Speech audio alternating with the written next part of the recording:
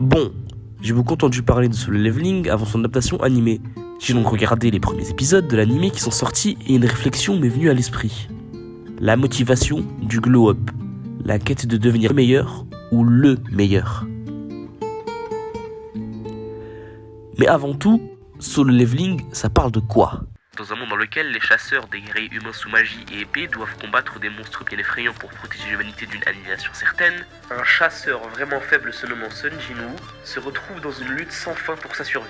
Un mélange de dark fantasy et de science-fiction, bref, une fantasy comme on les aime, avec de l'action et des plot twists intéressants.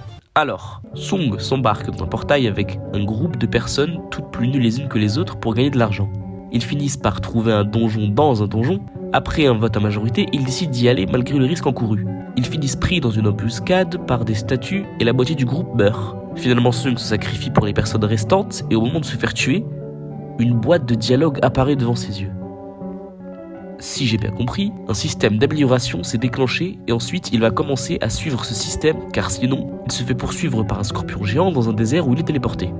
Au fur et à mesure, il devient de plus en plus musclé et fort.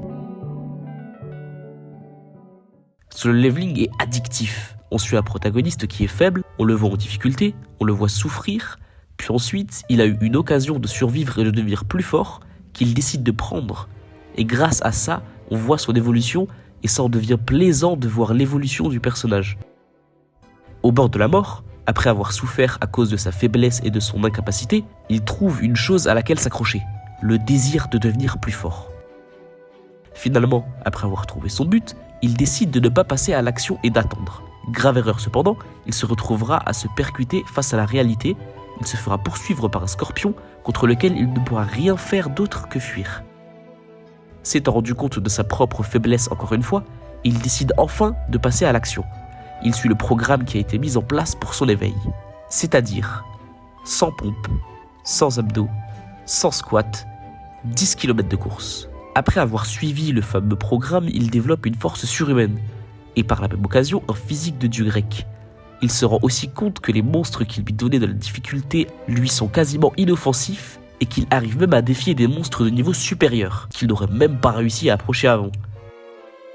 En seulement quelques épisodes, Solo Leveling a su prôner une morale d'amélioration et de développement personnel. J'espère que la qualité de l'écriture restera la même pour la suite. Pour terminer, j'aimerais vous poser une question. Quel personnage de fiction représente le mieux la notion de glow-up pour vous ? Sur ce, je vous laisse. À la prochaine vidéo. Bye bye.